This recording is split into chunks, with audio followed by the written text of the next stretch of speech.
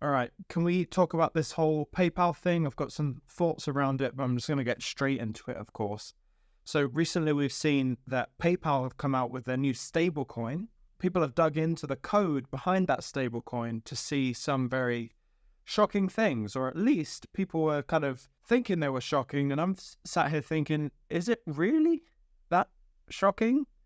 And I've got some supplemental thoughts as well. So this piece of code that people have unveiled is being referred to as the death code.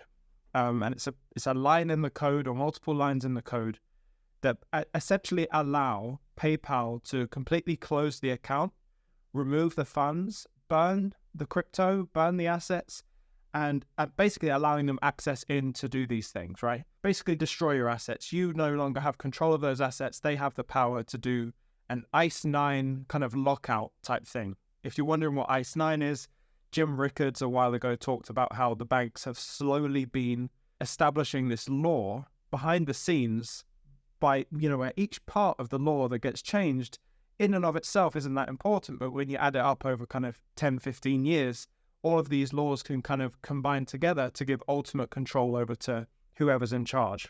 And so ICE 9 essentially says that, or Jim Rickards says that when ICE 9 is implemented, all the banks around the world, all of the accounts around the world basically get frozen and no one has access to any of their funds. And it basically doesn't exist anymore until they turn it back on. So they have the ultimate control. And in the eventuality of, the worst case scenario, let's say the whole banking system goes down, it might serve them well to use that opportunity to kind of freeze everyone's accounts. So that same type of thing is being seen here in this code. And everyone's been shocked. Everyone's shocked. They're like, oh my goodness, the death code. And I'm just kind of thinking, we know this. We know this about blockchain. Like, have we not talked about programmability? This is what programmability is. Have we not talked about CBDCs? This is how CBDCs are going to operate. You think you're going to have all the control of your assets when it's a CBDC? Of course not. And so this shouldn't be shocking because we've seen this. Like, we know, and we even know with the asset that we love so much with being Ripple and XRP, we know that it's programmable. So when CBDCs are built on the XRP ledger, one of the core fundamental unique selling points on an enterprise level, on a country level, institution level, is that it is programmable, that they can do these things because it has to coexist with the old system, with the traditional system. And if the traditional system has worked for so long to get this ICE 9 ability to freeze accounts, they're not just going to go to the blockchain and not have that same capability, right? It just doesn't make sense. So it's surprising to me that everyone's so surprised about this death code. And that leads me on to another thought process that I'm having. Typically, when you look at the world of crypto and news that happens, all of the news that seems very kind of, let's say, news outlet driven, more like, you see it on BBC or you see it on Bloomberg, Fox, and they start talking about cryptocurrency. The general assumption I want to kind of, having been through this kind of probably 10,000 times of different news articles, usually what is pushed to you from the news outlets is a diversion tactic, right? I don't necessarily think the people, the deliverers of the information on the news know about that.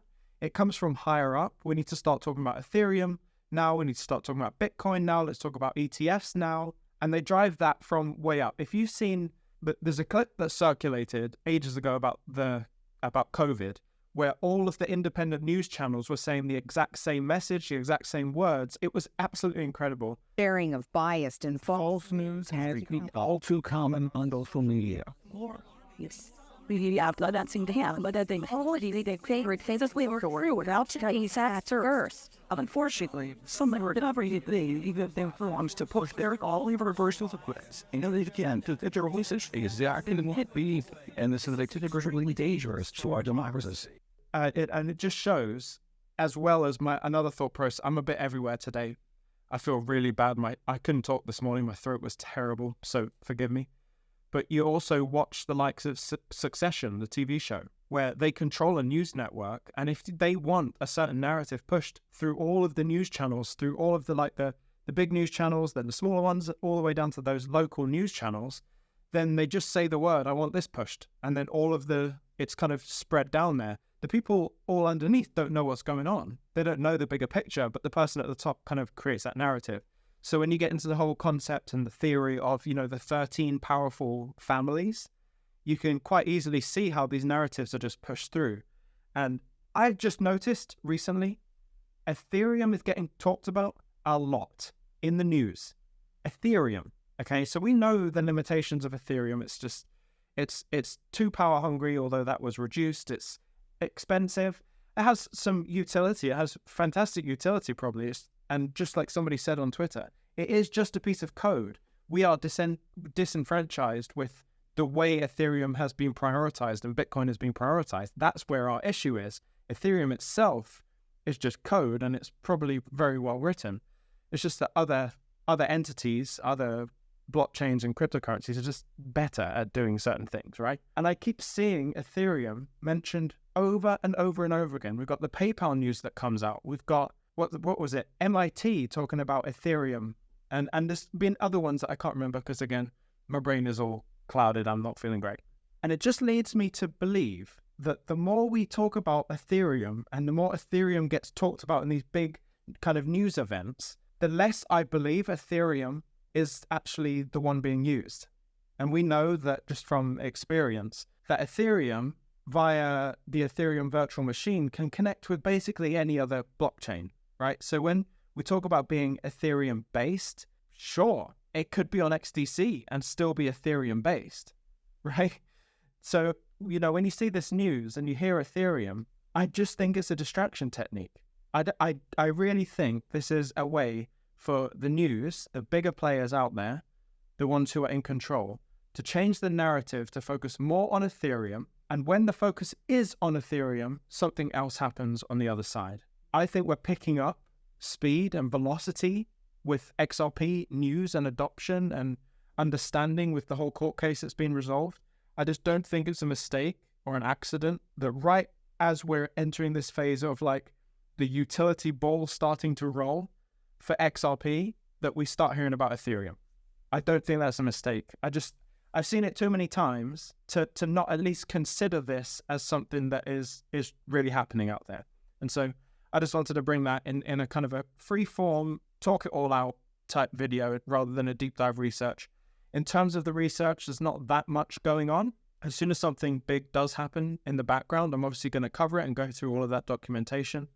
I also really like the idea of going through different theories and predictions and, writing down on the piece of paper, potentially even if there's some things that need explaining that I could do by a kind of like almost like a whiteboard type video. I'd be more than happy to do that now I've got the ability to do it.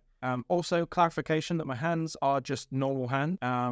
They aren't warped like the last video, and everyone thought my hands looked like salad fingers or something. I'm like, come on, my hands are just normal hands. I think I've got quite good hands. Anyway, that's not the point. I hope that my voice can last for the rest of the week. But if it doesn't, I'll let you all know that I won't be uploading. But for all intents and purposes, I'm here every day. And if you enjoy videos like this, please let me know in the comments. You can also subscribe to be part of this channel moving forward. We're approaching our big milestone of 70,000 subscribers on this channel, which is crazy to me to think about. The big milestone after that, I think, is 100,000. If you want to watch other videos of mine, you actually want to see me talk to experts, you can click the video right below. And if you want to watch the video that the algorithm thinks is perfect for you, you can click the other one. You can also click my face to subscribe. And if you've got further questions about any of the research or conversations I'm having, you can click that other button and book a call with me. Stay motionless. I'll see you in the next one.